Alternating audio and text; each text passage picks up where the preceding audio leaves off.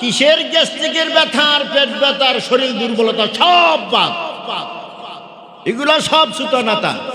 রোজা রাখতে গিয়া যদি মরে যায় তো আরো তো ভালো, কারণ আল্লাহ তাআলার কাছে রোজার চেয়ে দামি আর কোনো ইবাদত নাই। রোজার চেয়ে দামি আর কোনো ইবাদত আল্লাহর কাছে নাই। সবচেয়ে আল্লাহর কাছে পছন্দনীয় ইবাদত হলো রোজা। প্রত্যেকটা ইবাদতের ভিতরে রিয়া আছে, অহংকার আছে, লোক দেখানো স্বভাব আছে। একমাত্র ইল্লা সাওম ওয়া আনা আজজি বিহি, রোজা আমার জন্য, রোজা আমার জন্য। কে বলে? আল্লাহ। আল্লাহ বলে আস-সাওমু লি ওয়া আনা আজজি বিহি, আস-সাওমু লি ওয়া আনা উজজা বিহি। দুইটা, একটা আজজি বিহি আর একটা উজজা বিহি। আস-সাওমু লি, রোজা আমার জন্য, ওয়া আনা আজজি বিহি, তার পুরস্কার আমি দিব। আস-সাওমু লি, রোজা আমার জন্য, ওয়া আনা উজজা বিহি, রোজার পুরস্কার আমি নিজে হয়ে যাব। রোজার পুরস্কার আল্লাহ নিজে হবে। আল্লাহ নিজে যদি রোজার পুরস্কার হয় কেমনটা লাগবে? জান্নাতে যাওয়ার পর হাজারো নাজ নিয়ামত বান্দা ভোগ করবে, যা মরে চাইবে তাই পাবে। শুধু একটু অন্তরে অন্তরে কল্পনা করবে, আল্লাহ অমুক জিনিসটা যদি খাইতে পারতাম। মা তাশতাহি আনফুসুকুম ওয়া লাকুম ফিহা মা তাদউন। মনে চাইবে আর সাথে সাথে হাজির হয়ে যাবে। পৃথিবীতে এমন কোন খাবার আসেনি?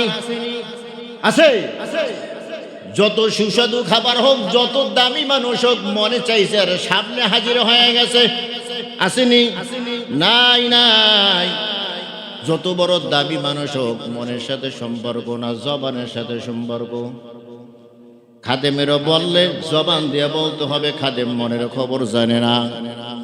কিন্তু জান্নাতি মানুষেরা তো পাওয়ার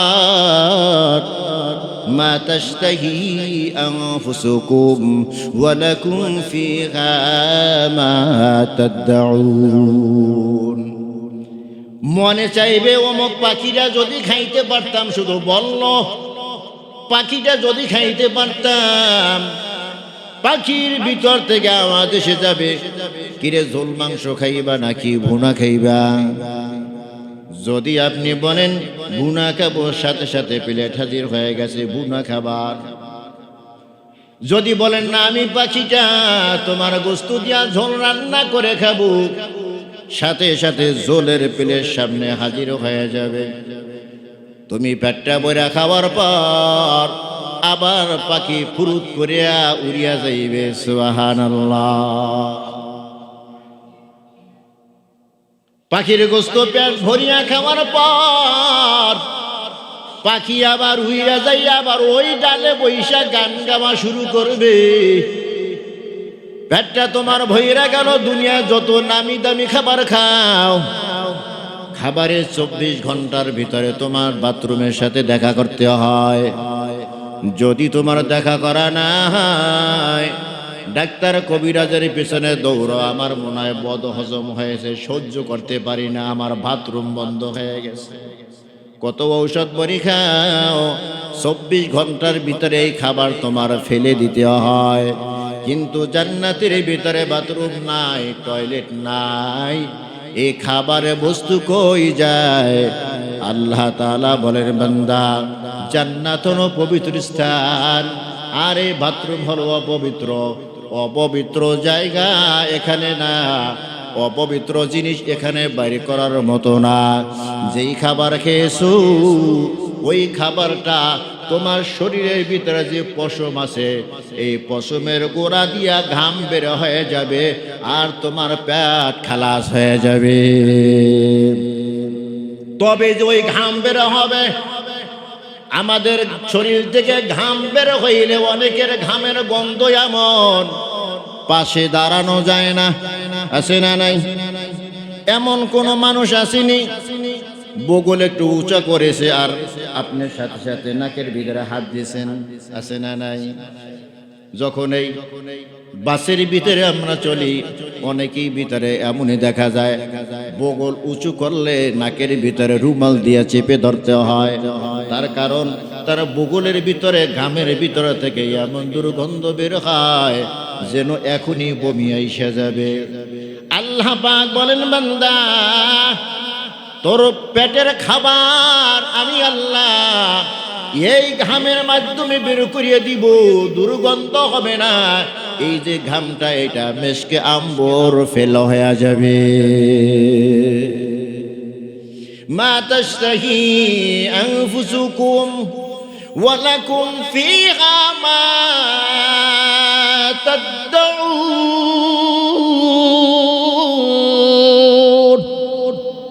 বান্দা তোর অন্তর চাওয়ার সাথে সাথে তোর চাহিদা অনুযায়ী সব জিনিস তোর সামনে হাজির হয়ে যাবে রে বান্দা।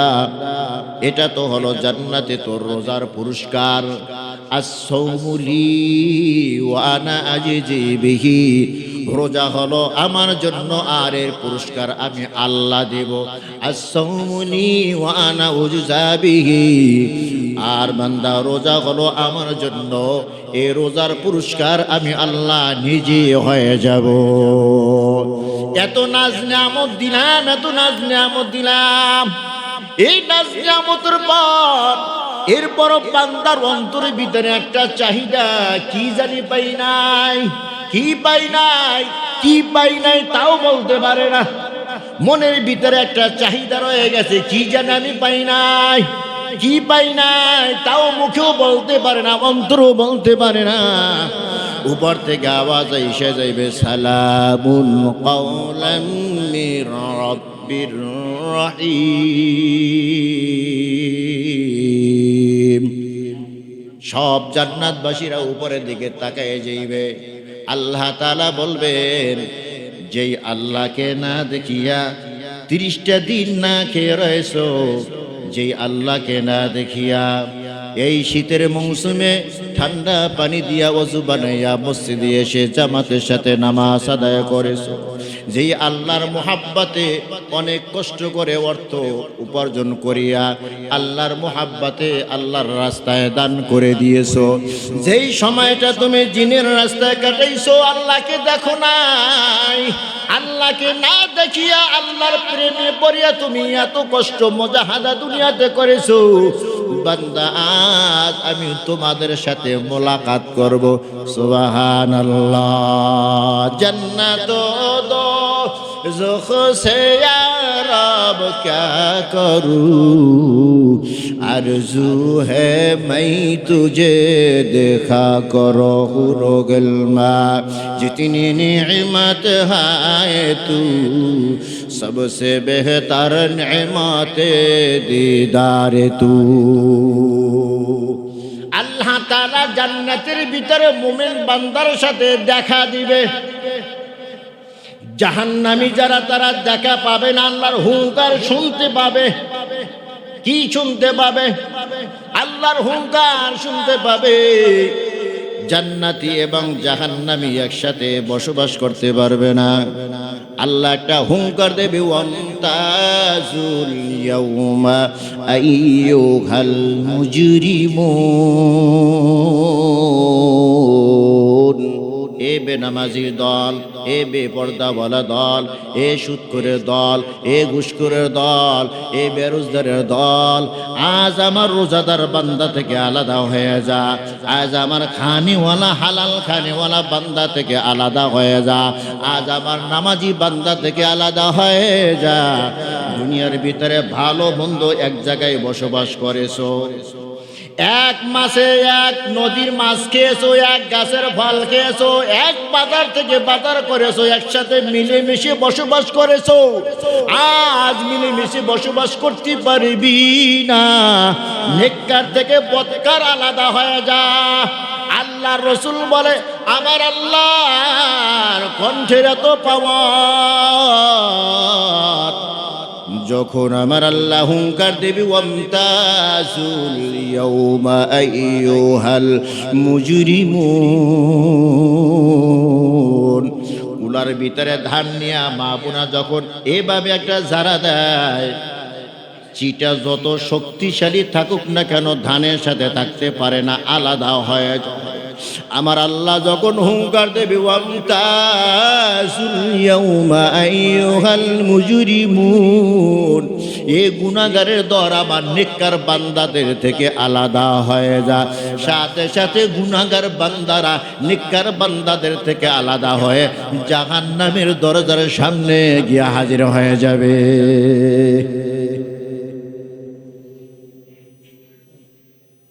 এজন্য পাকাপোক্ত নিয়াত করা দরকার। অতীতে যা করেছি এই জন্য আল্লাহর কাছে তওবা করা দরকার। নামাজ কাজা করেছি, ওমরি কাজা আদায় করে নাও। রোজা তুমি রাখো নাই, আল্লাহর কাছে তওবা করো আর কান্নাকাটি করো, কাজা কইরা নাও।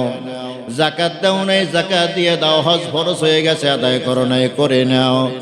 আর আজ থেকে তুমি পাকাপোক্ত নিয়ত করে নাও, আল্লাহ ফরজ নামাজ কখনো ছাড়বো না, ফরজ রোজা কখনো ছাড়বো না, মানুষের সাথে খারাপ আচরণ কখনো করব না। খারাপ আচরণ কইরা তুমি জান্নাতে যাইতে পারবা না। এক খারাপ আচরণের কারণে তোমার নেক আমল সব ধ্বংস হয়ে যাবে। আজকে তোমার জবানের ভিতরে শক্তি আছে, জবান তুমি যেখানে সেখানে ব্যবহার করো, আছে না? দুনিয়ায় তুমি বাহাদুরি কইরা গেলা, কিন্তু এক সময় তুমি ধরা পইরা যাইবা। কখন? আল্লাহর সামনে। কার সামনে? ওখানে কোনো বাহাদুরি চলবে না, সব জায়গায় তুমি লাগাম লাগাও। রোজার সামনে আসতেছে, তোমার গুনাহের পথে তুমি লাগাম লাগাইয়া দাও। মিথ্যা কথা বলার তোমার অভ্যাস আছে, আজকে থেকে তওবা করো। সামনে রোজার মাস আসতেছি, রোজা উপলক্ষে আমি আর মিথ্যা কথা বলবো না। এক মাস তুমি মিথ্যা কথা বলবা না, বাকি 11 মাস তুমি মিথ্যা ছাড়াই চলতে পারবা। তুমি আজ থেকে নিয়ত করো, আমি হারাম খাবো, আমি হারাম খাবো না। একটা মাস যদি তুমি যাই না ছুঁই না বুইজা বিল্লা তুমি হালাল খাও, এই হালাল খানা যে তোমার 1 মাসের অভ্যাস হয়ে যাবে, বাকি 11 মাসেও তোমার হারাম সামনে আসলেও তুমি খাইবা না, অভ্যাস হয়ে গেছে। হালাল খাও। হালাল খাওয়ার এত পাওয়ার বলতেছিলাম। পীর সাহেবেরা, আগেরকার পীর সাহেবেরা মুরিদের সর্বপ্রথম সবক দিত, বাবা তুমি কি খাও? কি খাও? হালাল খাও। হালাল খাইলে তোমার আমলের ভিতরে নূর পয়দা হবে, হালাল খাইলে তোমার ইলমের ভিতরে নূর পয়দা হবে, হালাল খাইলে তোমার ইবাদতের ভিতরে মজা লাগবে। পীর সাহেবের কাছে গেছে, মুরিদ হয়ে আসছে, হালাল খাওয়ার চেষ্টা করে কিন্তু খাইতে পারে না। 1 বছর পর আবার পীর সাহেবের সামনে হাজির হয়ে গেছে, হুজুর সবক তো দিয়েছেন, পালন করেছি, কিন্তু আমলের ভিতরে পরিবর্তন হয় না। পীর সাহেব বলল, আমার অমুক মুরিদের বাড়ি যাও, ওখানে গিয়ে তুমি মেহমান হও, একবেলা খানা সেখানে খাইয়া আসবা। একবেলা খানা যদি তুমি খাইয়া আসো, তাহলে তোমার ইলমের ভিতরে আমলের ভিতরে নূর পয়দা হবে। আল্লাহর বান্দা গিয়া পুরাতন মুরিদের বাড়িতে হাজির, মেহমানদারি করতেছে, সামনে খানা এনে দিয়েছে। 1 লোকমা খানা খেয়েছে, 2 লোকমা যখন মুখের ভিতরে দিছে, 2 লোকমা মুখের ভিতরে দিয়াই হাত তুল্লা বলে, আল্লাহ, ওই যে সাগরের ভিতরে দেখা যায় জেলেদের উপরে জালেমেরা, জেলেদের উপরে অত্যাচার করতেছে জালেমেরা, আল্লাহ তাদেরকে তুমি বাঁচাইয়া দাও, তাদেরকে তুমি বাঁচাইয়া দাও। ছোট্ট একটা বাচ্চা আইসা একটা চটকানা দিয়া বলে, যেখানে সেখানে দোয়া করো গা। যারা মারতেছে ওরা এমনি এমনি মারে না, ওরা জেলে মাছ ধরে, কিন্তু মাছ ধরতে গিয়া ওরা ওখানে জুলুম করে। এই জন্য আল্লাহ তারা আর এক শক্তিশালীকে পাঠাই দিয়েছে ওদেরকে সাহায্য করার জন্য। আল্লাহর বান্দা জিজ্ঞাসা করে, তুমি কেমনে জানো? আরে বেটা, 1 লোকমা খানা পেটের ভিতরে গেছে, আর 1 লোকমা মুখে দিছো, তাই তোমার যদি অন্তরে চক্ষু খুলে যায়, জন্মের পর থেকে আজকে 15-20 বছর পর্যন্ত আমার বাবা হালাল খানা খাওয়ায়, বল আমি কত দূর দেখতে পারি? জোরে কোন সুবহান। রমাদান মাস এটা মুমিন বান্দার সওয়াব অর্জনের মাস।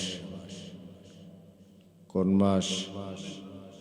মুমিন বান্দার সওয়াব অর্জনের মাস।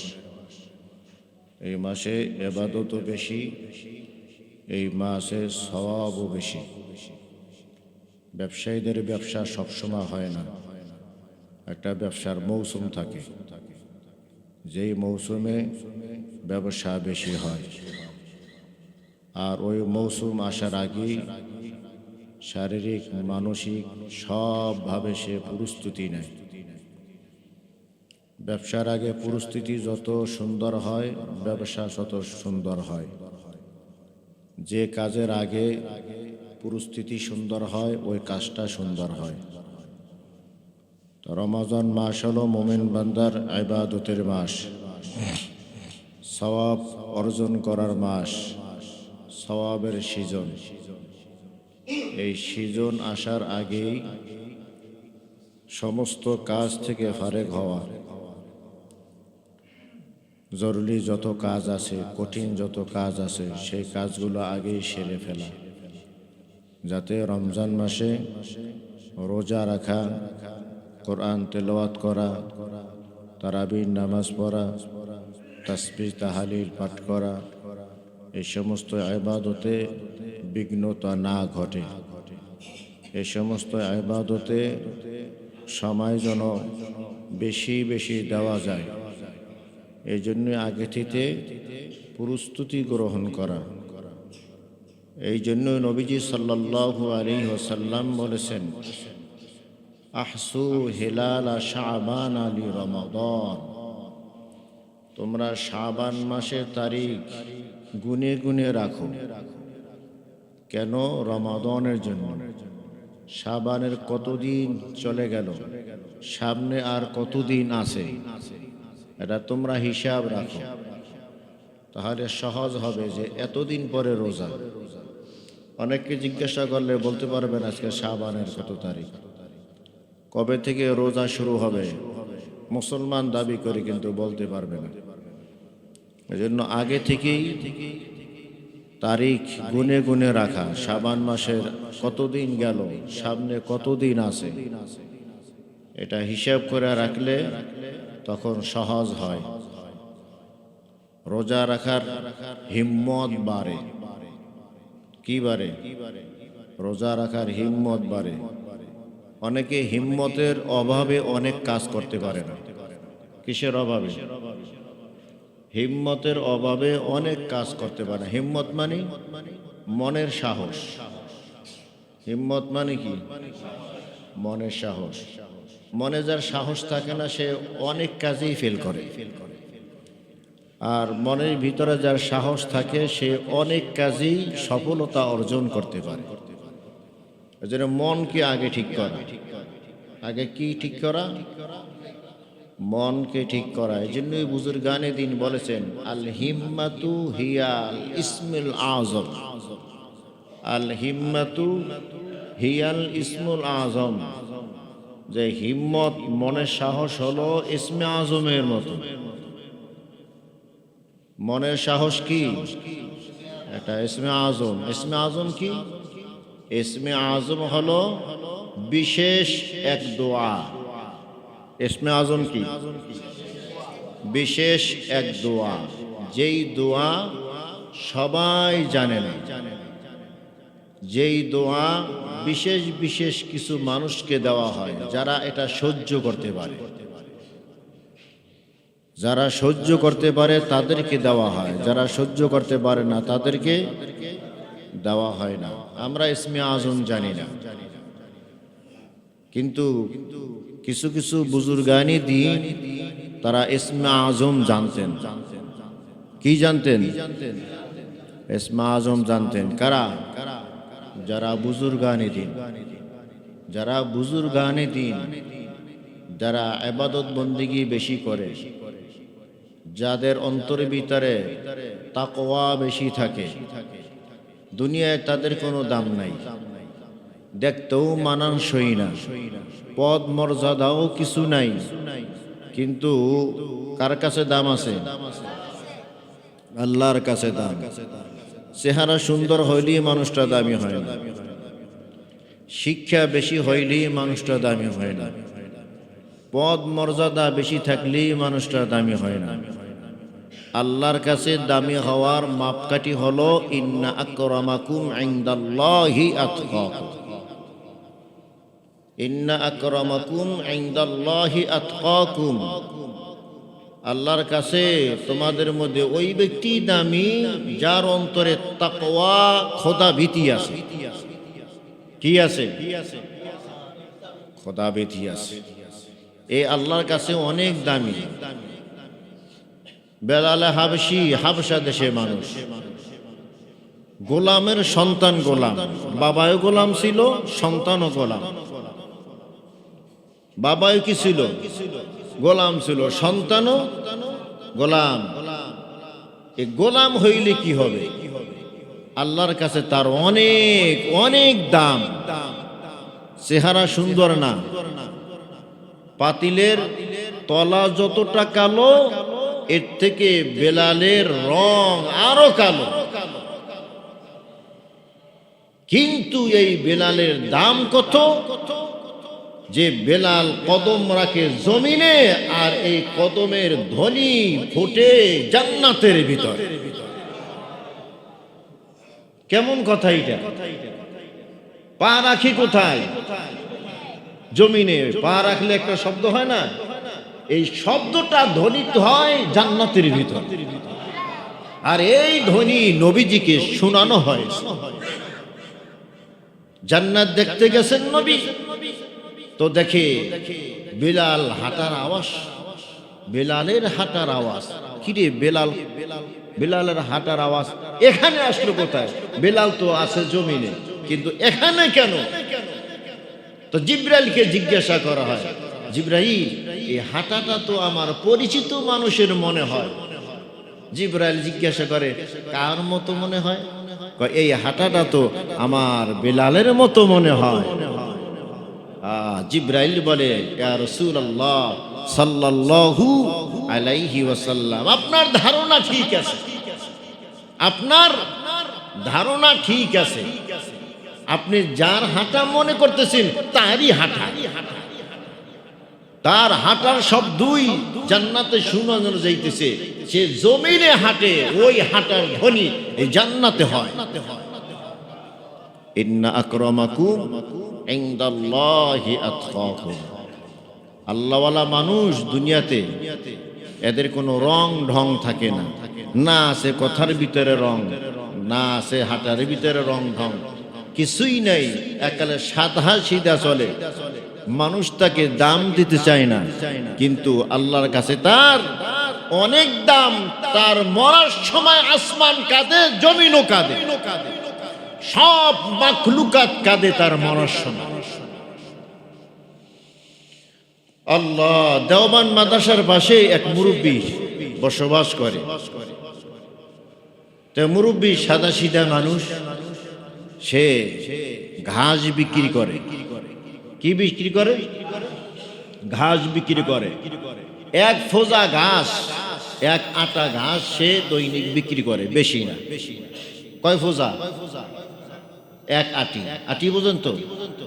এক আটি সে ঘাস দৈনিক বিক্রি করে, বেশিও না কমও না। এক আটি ঘাস সে 1 টাকায় বিক্রি করে। কয় টাকা? 1 টাকা। 8 আনা নিজের সংসারে ব্যয় করে, 4 আনা বিধবা একটা বোনকে দেয়। কত রইল? আর 4 আনা রইল। এই 4 আনা সে জমা করে। 1 টাকা ঘাস বিক্রি করে, 8 আনা নিজের পরিবারের জন্য, 4 আনা বিধবা বোনের জন্য, আর 4 আনা সে জমা করে। এই জমা করে যখন কিছু টাকা হয়, তখন সে আলেমদেরকে দাওয়াত দিয়ে খাওয়ায়। কাদেরকে দাওয়াত দিয়ে খাওয়ায়? আলেমদেরকে দাওয়াত দিয়ে খাওয়ায়। তো এই আল্লাহর বান্দা আল্লাহর কাছে কতটা দামি। একদিন বাজারে গেছে, ঘাস বিক্রি করছে 1 টাকা। তো এলাকার যে মাস্তান, এ মাস্তানে ঘাস কিনে এনেছে। মাস্তানে ঘাস কিনে নিছে, কিনে নিছে মানে ঘাস নিয়েছে কিন্তু টাকা দেয় না। তো আল্লাহর বান্দা তো টাকা চাইয়া বসে, ভাই আমার টাকা কই? তুমি আমার চেনো? না, তোমাকে আমার চিনা কি লাভ? আমি ঘাস বিক্রি করছি, আমাকে তুমি টাকা দিয়ে দিবা। কত মানুষ বান্ডিল বান্ডিল আমাকে টাকা দেয়, কত জায়গা থেকে আমি চান্দা নেই। চান্দাবাজ আছে না? হ্যাঁ, কেউ আমার কাছে টাকা চাওয়ার সাহস পায় না। তুমি টাকা চাইলা? কয় না, আমি তো ঘাস বিক্রি করছি, টাকা আমার দিতে হবে। ধমক টমক যতই দেয় নাসর বান্দা, কারণ সে আর ঘাস বিক্রি করবে না, এই এক আটি ঘাসই সে বিক্রি করবে। যত ধমক দেয়, যত যাই কিছু করে, নাসর বান্দা কিছুই বোঝে না। আমার এক টাকা কি, আমার এক টাকা দাও। টাকা চাইতে চাইতে মাস্তানও ঘাস নিয়ে বাড়িতে হাজির, এ বেচারাও টাকা চাইতে চাইতে বাড়িতে গিয়া হাজির। ওখানে গিয়া ধমক টমক দিয়া কয়, যা নাইলে ধরে ফিরব। ঘাস নিয়ে গরুর সামনে দিছে, বেচারা অনেক চাওয়ার পরে টাকা দেয় না। শেষ খেলে গরুর সামনে গিয়া কান্ডা ধরে কয়, এই আমার হক আমি বুঝা পাই নাই, আমার হক আমি বুঝা পাই নাই। তুই এই বেহক জিনিস বুঝি খাস? একই বের হয়ে গেছে।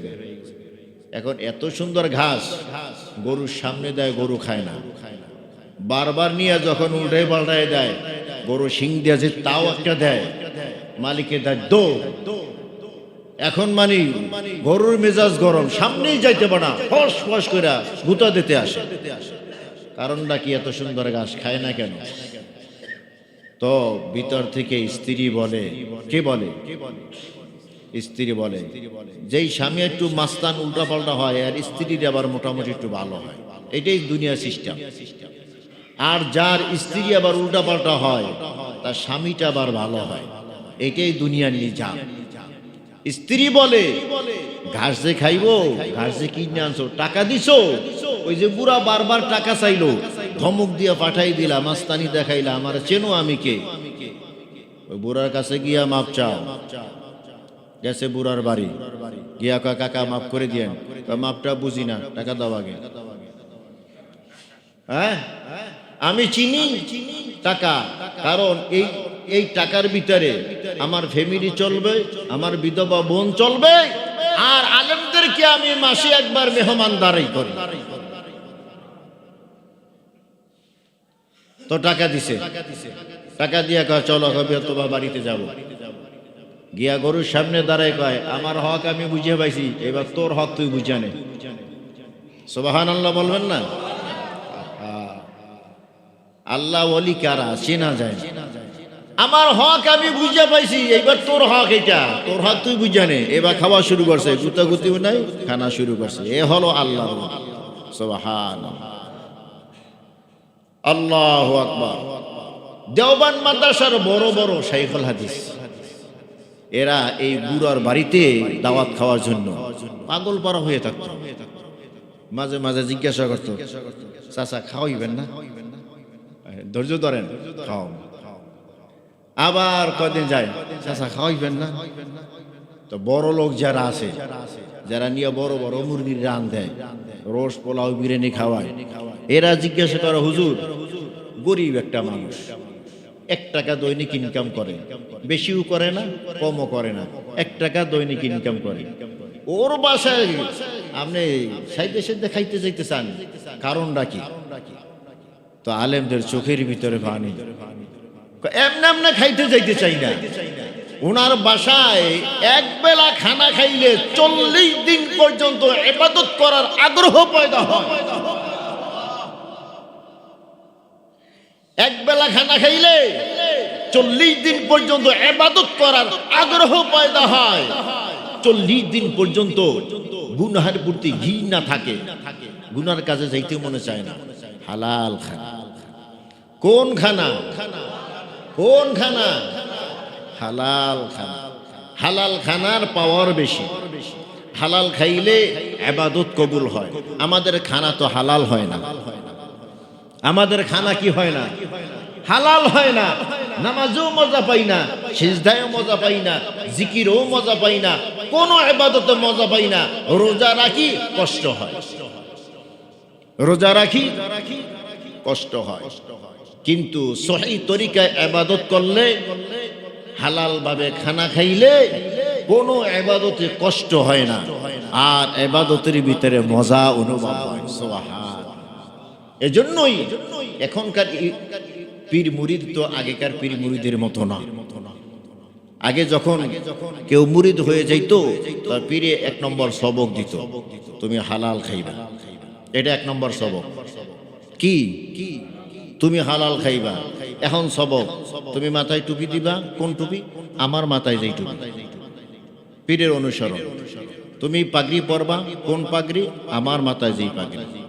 তুমি জামা গাই দিবা। কোন জামা? আমি যেই জামা পরি। আমি পরি মানে কেউ কলার ওলা পরে, এটা কলার পরে। কেউ কলার ওলা জামা পরে, কেউ কলার সারা পরে।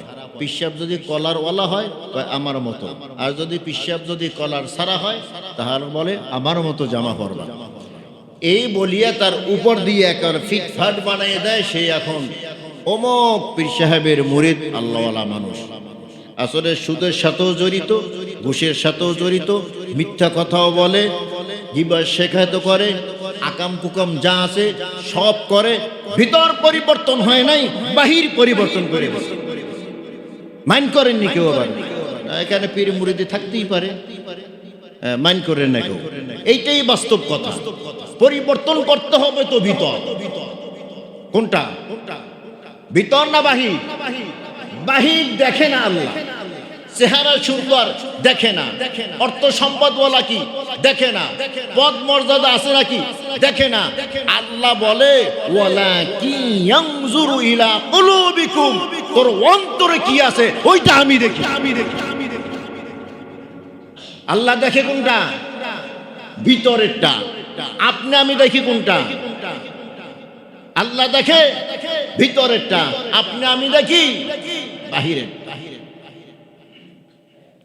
আল্লাহু আকবার। আল হিম্মাতু হিয়াল ইসমুল আযম, যে হিম্মত করা, মনের সাহস, এটা ইসমে আযম। ইসমে আযম যেমন দোয়া করলি কবুল হয়ে যায়, ইসমে আযম পড়িয়া দোয়া করলি কবুল হয়ে যায়। এই ইসমে আযম আমাদেরকে শিখান নাই, এগুলা দিয়েছেন যারা বুজুর্গানে দিন, তাদেরকে দিয়েছেন। কারা? বুজুর্গানে দিন যারা, তাদেরকে আল্লাহ দিয়েছেন। আমাদের দিলে তো আমরা দুনিয়া লন্ডভন্ড করে ফেলাইতাম, কারণ বদদোয়া দিলেই তো কবুল হয়ে যাবে। আমার এমটি যারা আছে এদেরকে বদদোয়া দিয়ে একেবারে দেব হালাক করে, এটা হলো আমাদের মনোভাব, সহ্য করতে পারি না। পিসা হুজুর বুড়া হয়ে গেছে গা, তো খাদিম একদিন বলে, হুজুর আপনি নাকি ইসমে আযম জানেন? হ জানি তো। পরক তো করেন না। কয় আমার পরক করা লাগে না। সুবহানাল্লাহ। আমার পরক করা লাগে না। তো আপনার লাগে না, আমি তো দীর্ঘদিনই আপনার খাদেম। হ্যাঁ, তো আমাকে একটু শিখিয়ে দেন। না তুমি সহ্য করতে পারবে না, বয়স হয় না। বারবার ফিরে ফিরে শুরু করছে, হুজুর পারবো, হুজুর পারবো, আগামী সপ্তাহে, এরপর আগামী সপ্তাহে। এই সবাই শুধু বাড়াইতেছে কিন্তু শিখায় না। একদিন খাদেম দশ, হুজুর আজকে শিখাইতেই হবে। কস মজবুত করে জিতু ধরছো, যা তোকে রাত্রি শিখাবো। কখন? তো শর্ত হইল ফজরের নামাজ থেকে শুরু করিয়া একেবারে সূর্য ডোবা পর্যন্ত ওই চৌরাস্তা গিয়ে দাঁড়াই থাকবে। কোথায়? চৌরাস্তা গিয়ে দাঁড়াই থাকবে। জবানে কষ্টিক লাগাবি, তোরা কিন্তু পরীক্ষা করবো। জবানে কি লাগাবি? কষ্টিপ লাগাবে। কষ্টিপ মানে নো সাউন্ড, কোনো কথা বলতে পারবি না, শুধু দেখবি কি হইতেছে। নামাজের টাইম হয়ে গেছে, ওখানে পাশে দাঁড়াই আল্লাহু আকবার, নামাজ আদায় করবি। সন্ধ্যার সময় আইসা আমাকে বলবি কি কি তুই দেখছস। কখন? সন্ধ্যার সময়। সারা দিনের কারগুজারি শুনাবি আমাকে সন্ধ্যার সময়, এরপর দেখবো যে তোকে দেওয়া যায় কি যায়। তো সন্ধ্যার সময় আসছে, ইসমে আযম শিখবে। তা জিজ্ঞাসা করে সকাল থেকে সন্ধ্যা পর্যন্ত কি দেখলি? হুজুর দেখছি তো অনেক, সারাদিনে কারগুজারি তো শোনানো সম্ভব না, তো মূল কয়েকটা শোনাই।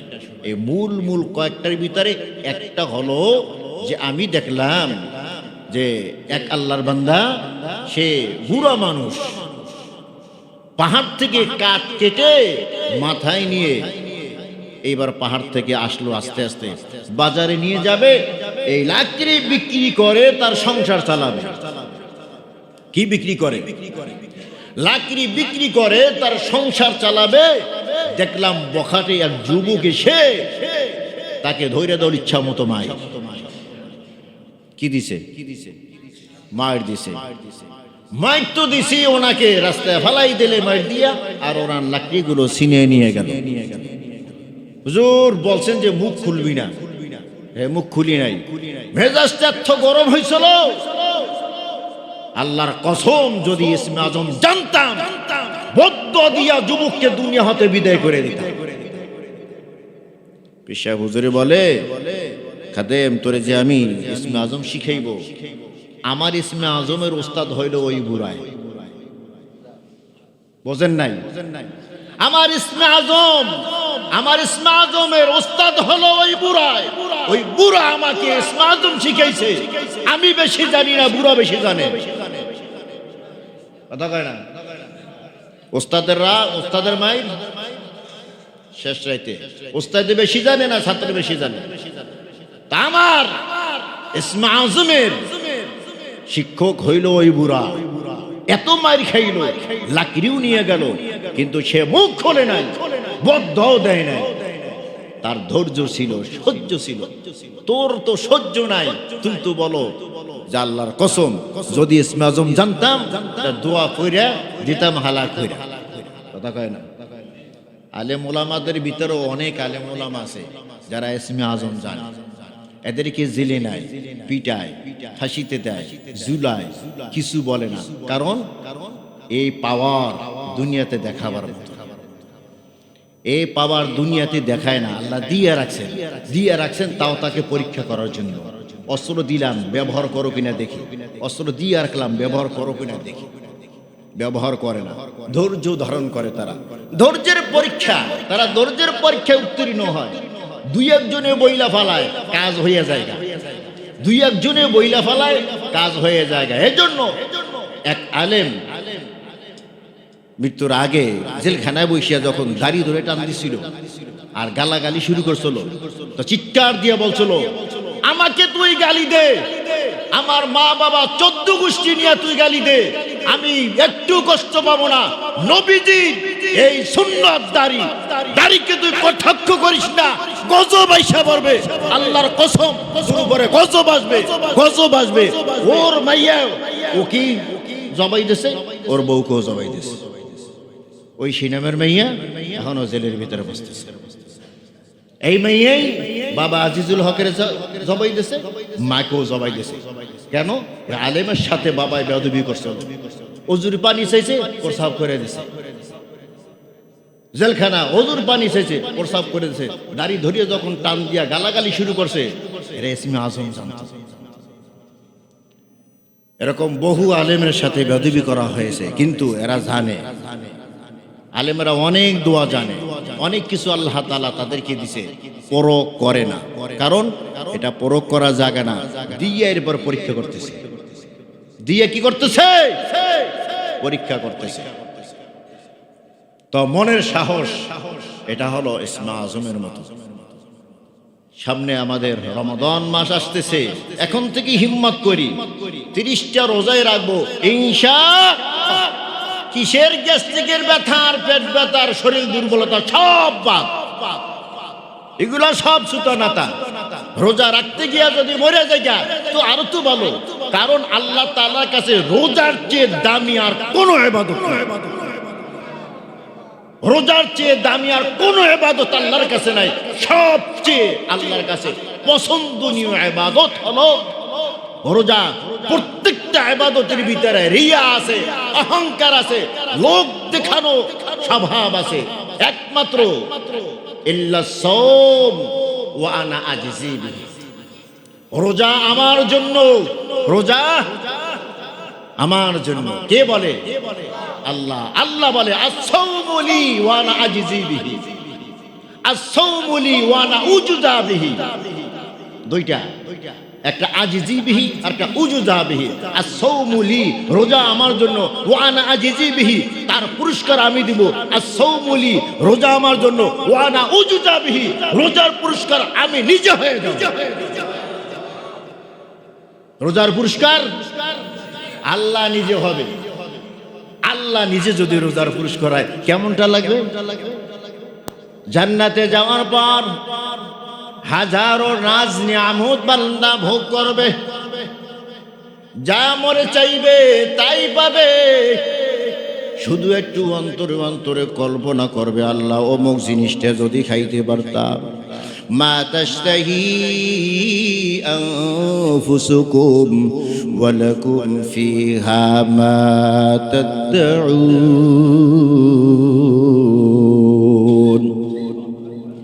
মনে চাইবে আর সাথে সাথে হাজির হয়ে যাবে। পৃথিবীতে এমন কোনো খাবার আসেনি? আছে?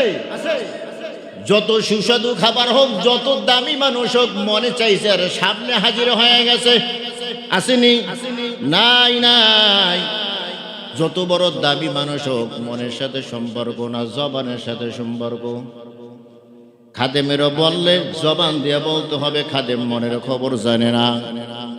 কিন্তু জান্নাতি মানুষেরা তো পাওয়ার মা তাশতাহি আনফুসুকুম ওয়া লাকুম ফিহা মা তাদউন। মনে চাইবে অমুক পাখিটা যদি খাইতে পারতাম, শুধু বলল পাখিটা যদি খাইতে পারতাম। পাখির ভিতর থেকে আওয়াজ এসে যাবে, কিরে ঝোল মাংস খাইবা নাকি ভুনা খাইবা? যদি আপনি বলেন ভুনা খাবো, সাথে সাথে প্লেট হাজির হয়ে গেছে ভুনা খাবার। যদি বলেন না আমি পাখিটা তোমার গোস্ত দিয়া ঝোল রান্না করে খাবো, সাথে সাথে ঝোলের প্লেট সামনে হাজির হয়ে যাবে।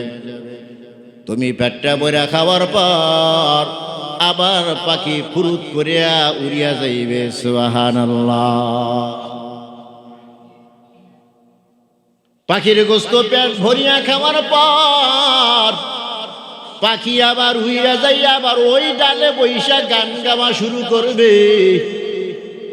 পেটটা তোমার ভইরা গেল, দুনিয়া যত নামি দামি খাবার খাও, খাবারের 24 ঘন্টার ভিতরে তোমার বাথরুমের সাথে দেখা করতে হয়।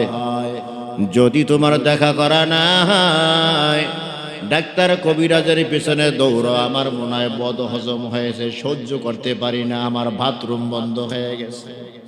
কত ঔষধ বড়ি খাও, 24 ঘন্টার ভিতরে এই খাবার তোমার ফেলে দিতে হয়। কিন্তু জান্নাতের ভিতরে বাথরুম নাই, টয়লেট নাই, এই খাবারে বস্তু কই যায়? আল্লাহ তাআলা বলেন, বান্দা জান্নাত হলো পবিত্র স্থান, আর এই বাথরুম হলো অপবিত্র। অপবিত্র জায়গা এখানে না, অপবিত্র জিনিস এখানে বাইরে করার মতো না। যেই খাবার খেয়েছো ওই খাবারটা তোমার শরীরের ভিতরে যে পশম আছে, এই পশমের গোড়া দিয়া ঘাম বের হয়ে যাবে, আর তোমার পেট খালাস হয়ে যাবে। তবে যে ওই ঘাম বের হবে, আমাদের শরীর থেকে ঘাম বের হইলে অনেকের ঘামের গন্ধ এমন, পাশে দাঁড়ানো যায় না। আছে না নাই? এমন কোন মানুষ আসেনি বগল একটু উঁচা করেছে আর আপনার সাথে সাথে নাকের ভিতরে হাত দিয়েছেন? আছে না নাই? যখন এই বাসের ভিতরে আমরা চলি, অনেকেই ভিতরে এমনই দেখা যায় বগল উঁচু করলে নাকের ভিতরে রুমাল দিয়ে চেপে ধরতে হয়। তার কারণ তার বগলের ভিতরে ঘামের ভিতরে থেকে এমন দুর্গন্ধ বের হয় যেন এখনই বমি আইসা যাবে। আল্লাহ পাক বলেন, বান্দা তোর পেটের খাবার আমি আল্লাহ এই ঘামের মাধ্যমে বের করিয়ে দিব, দুর্গন্ধ হবে না। এই যে ঘামটা, এটা মেশকে আম্বর ফেল হয়ে যাবে। মা তাশতাহি আনফুসুকুম ওয়া লাকুম ফিহা মা তাদউন।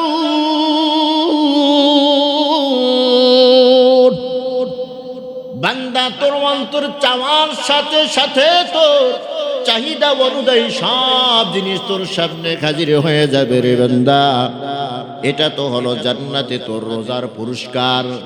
as-sawmu li wa ana ajzi bihi, রোজা হলো আমার জন্য আর এর পুরস্কার আমি আল্লাহ দেব। as-sawmu li wa ana ujza bihi, আর বান্দা রোজা হলো আমার জন্য, এই রোজার পুরস্কার আমি আল্লাহ নিজে হয়ে যাব। এত নাজ নিয়ামত দিলাম, এত নাজ নিয়ামত দিলাম। এই নাজ নিয়ামতের পর এরপর বান্দার অন্তরের ভিতরে একটা চাহিদা, কি জানি পাই নাই, কি পাই নাই, কি পাই নাই তাও বলতে পারে না। মনের ভিতরে একটা চাহিদা রয়ে গেছে, কি জানি আমি পাই নাই, কি পাই নাই তাও মুখেও বলতে পারে না, অন্তরও বলতে পারে না। উপর থেকে আওয়াজ এসে যাইবে, সালামুন কাওলাম মির রাব্বির রহিম। সব জান্নাতবাসীরা উপরের দিকে তাকায় যাইবে। আল্লাহ তাআলা বলবেন, যেই আল্লাহকে না দেখিয়া 30টা দিন না খেয়ে রয়েছো, যেই আল্লাহকে না দেখিয়া এই শীতের মৌসুমে ঠান্ডা পানি দিয়া ওযু বানাইয়া মসজিদে এসে জামাতের সাথে নামাজ আদায় করেছো, যেই আল্লাহর মুহাব্বতে অনেক কষ্ট করে অর্থ উপার্জন করিয়া আল্লাহর মুহাব্বতে আল্লাহর রাস্তায় দান করে দিয়েছো, যেই সময়টা তুমি জিনের রাস্তায় কাটাইছো, আল্লাহকে দেখো নাই, আল্লাহকে না দেখিয়া আল্লাহর প্রেমে পড়িয়া তুমি এত কষ্ট মুজাহাদা দুনিয়াতে করেছো, বান্দা আজ আমি তোমাদের সাথে মোলাকাত করব। সুবহানাল্লাহ। জান্নাত দো ज़ुख से या रब क्या करूं, आरज़ू है मैं तुझे देखा करो रोगलमा, जितनी नेमत है तू सबसे बेहतर नेमत दीदार तू। আল্লাহ তাআলা জান্নাতের ভিতরে মুমিন বান্দার সাথে দেখা দিবে। জাহান্নামী যারা তারা দেখা পাবে না, আল্লাহর হুঙ্কার শুনতে পাবে। কি শুনতে পাবে? আল্লাহর হুঙ্কার শুনতে পাবে। জান্নাতি এবং জাহান্নামী একসাথে বসবাস করতে পারবে না। আল্লাহ একটা হুঙ্কার দেবে, ওয়ামতাজুল ইয়াউমা আইয়ুহাল মুজরিমুন। এ বেনামাজির দল, এ বেপর্দাওয়ালা দল, এ সুদখোরের দল, এ ঘুষখোরের দল, এ বেরোজগারের দল, আজ আমার রোজাদার বান্দা থেকে আলাদা হয়ে যা। আজ আমার খানিওয়ালা হালাল খানিওয়ালা বান্দা থেকে আলাদা হয়ে যা। আজ আমার নামাজি বান্দা থেকে আলাদা হয়ে যা। দুনিয়ার ভিতরে ভালো মন্দ এক জায়গায় বসবাস করেছো, এক মাসে এক নদীর মাছ খেয়েছো, এক গাছের ফল খেয়েছো, এক বাজার থেকে বাজার করেছো, একসাথে মিলেমিশে বসবাস করেছো। আজ মিলেমিশে বসবাস করতে পারবি না। নেককার থেকে বদকার আলাদা হয়ে যা। আল্লাহর রাসূল বলে, আমার আল্লাহর কণ্ঠের এত পাওয়ার, যখন আমার আল্লাহ হুঙ্কার দেবে, ওয়ামতাজুল ইয়াউমা আইয়ুহাল মুজরিমুন। কুলার ভিতরে ধান নিয়া মা বোনা যখন এভাবে একটা ঝাড়া দেয়, চিটা যত শক্তিশালী থাকুক না কেন ধানের সাথে থাকতে পারে না, আলাদা হয়ে যায়। আমার আল্লাহ যখন হুঙ্কার দেবে, ওয়ামতাজুল ইয়াউমা আইয়ুহাল মুজরিমুন, এই গুনাহগারের দর আমার নেককার বান্দাদের থেকে আলাদা হয়ে যায়।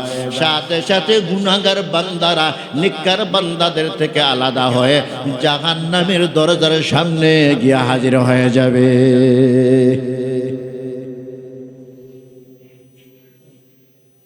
এজন্য পাকাপোক্ত নিয়াত করা দরকার। অতীতে যা করেছি এই জন্য আল্লাহর কাছে তওবা করা দরকার। নামাজ কাজা করেছি, ওমরি কাজা আদায় করে নাও। রোজা তুমি রাখো নাই, আল্লাহর কাছে তওবা করো আর কান্নাকাটি করো, কাজা কইরা নাও। জাকাত দাও নাই, জাকাত দিয়ে দাও। হজ ফরজ হয়ে গেছে, আদায় করো নাই, করে নাও।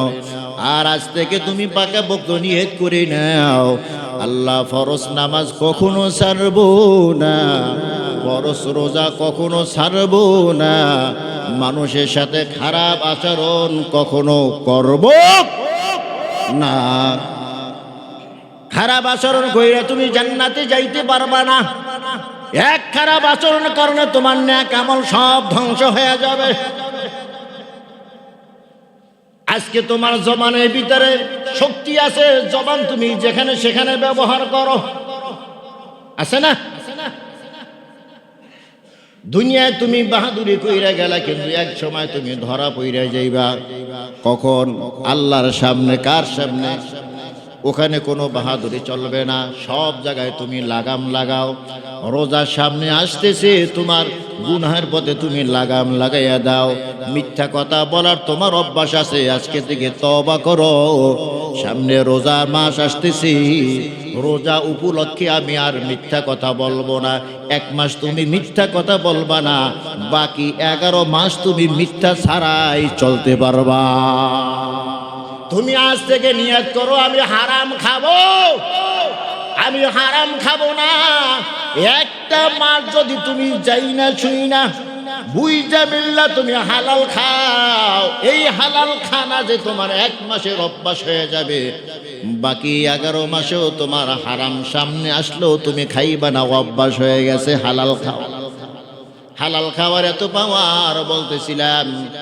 পীর সাহেবেরা, আগেরকার পীর সাহেবেরা মুরিদের সর্বপ্রথম সবক দিত, বাবা তুমি কি খাও? কি খাও? হালাল খাও। হালাল খাইলে তোমার আমলের ভিতরে নূর পয়দা হবে, হালাল খাইলে তোমার ইলমের ভিতরে নূর পয়দা হবে, হালাল খাইলে তোমার ইবাদতের ভিতরে মজা লাগবে। পীর সাহেবের কাছে গেছে, মুরিদ হয়ে আসছে, হালাল খাওয়ার চেষ্টা করে কিন্তু খাইতে পারে না। 1 বছর পর আবার পীর সাহেবের সামনে হাজির হয়ে গেছে, হুজুর সবক তো দিয়েছেন, পালন করেছি, কিন্তু আমলের ভিতরে পরিবর্তন হয় না। পীর সাহেব বলল, আমার অমুক মুরিদের বাড়ি যাও, ওখানে গিয়া তুমি মেহমান হও, একবেলা খানা সেখানে খাইয়া আসবা। একবেলা খানা যদি তুমি খাইয়া আসো, তাহলে তোমার ইলমের ভিতরে আমলের ভিতরে নূর পয়দা হবে। আল্লাহর বান্দা গিয়া পুরাতন মুরিদের বাড়িতে হাজির, মেহমানদারি করতেছে, সামনে খানা এনে দিয়েছে।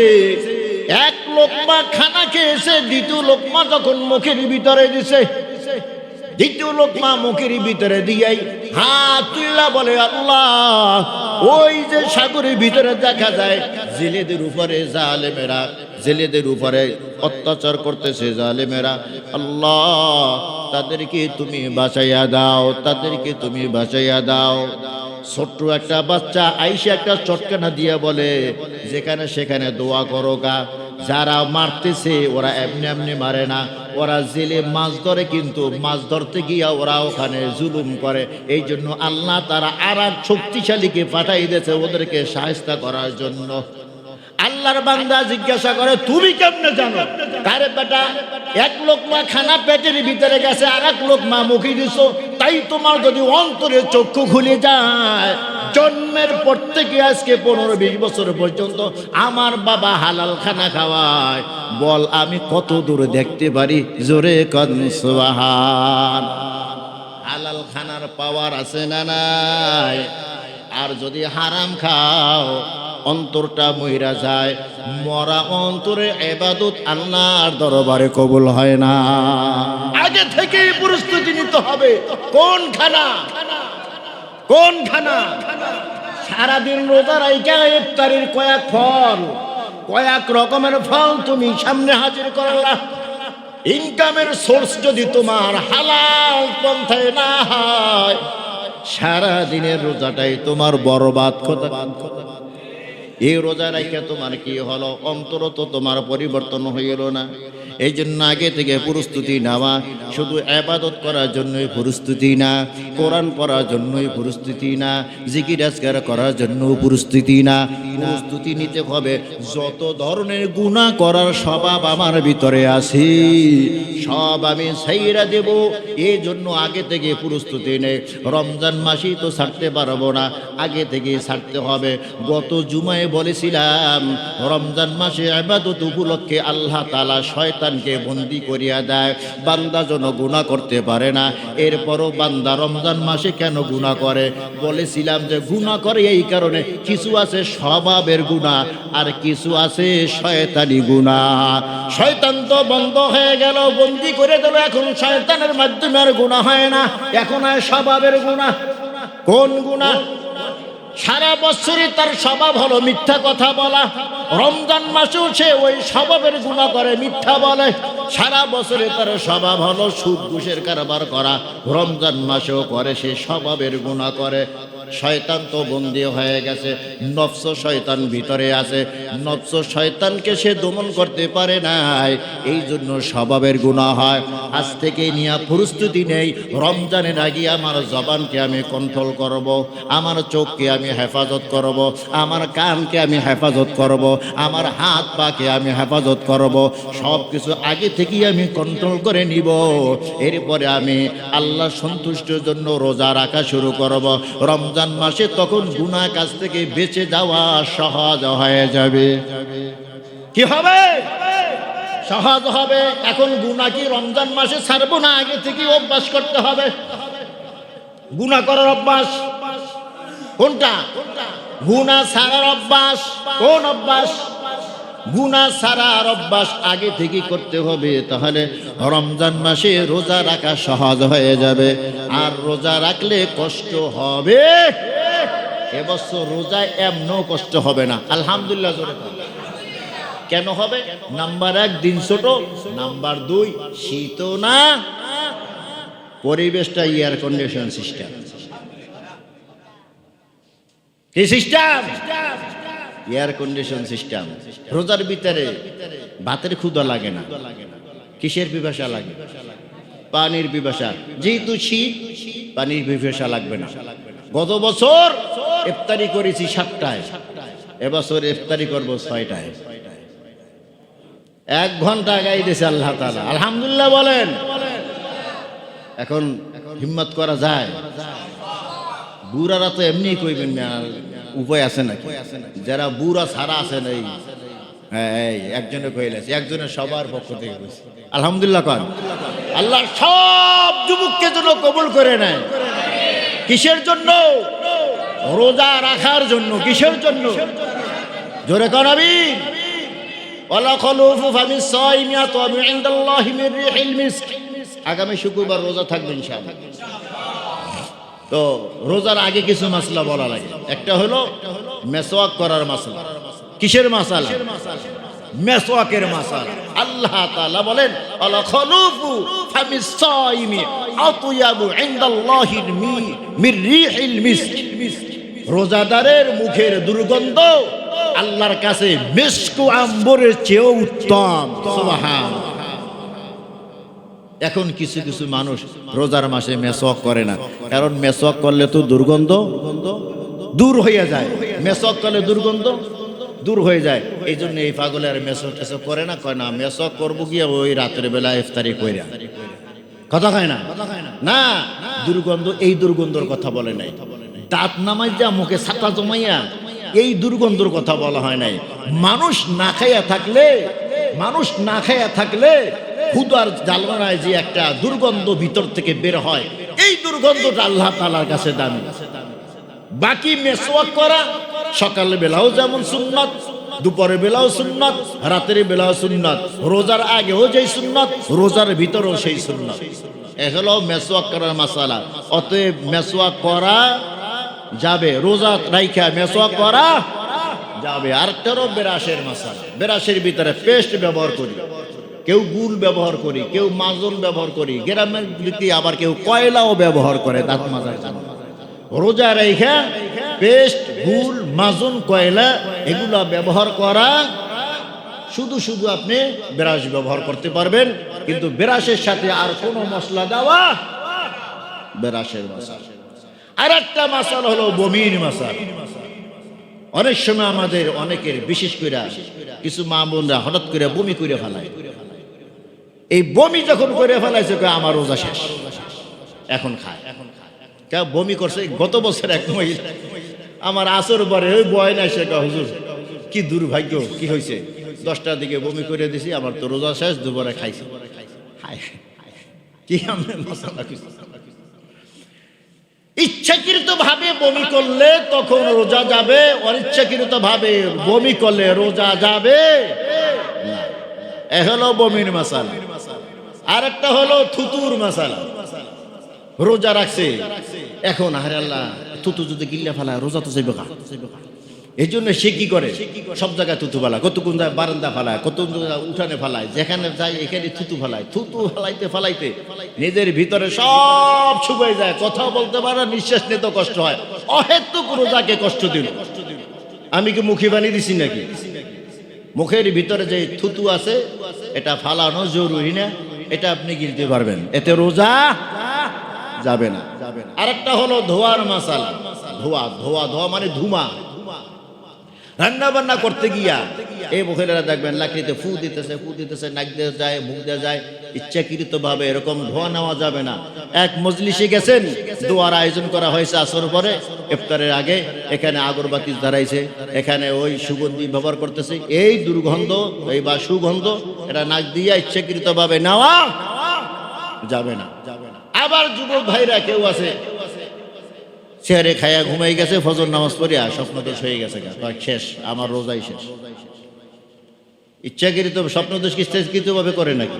না, স্বপ্নদোষ হইলে রোজা ভাঙ্গে না। কিছু জরুরি মাসালা আলাপ করলাম। আল্লাহ তাআলা আমাদেরকে আমল করার তৌফিক দান করুন।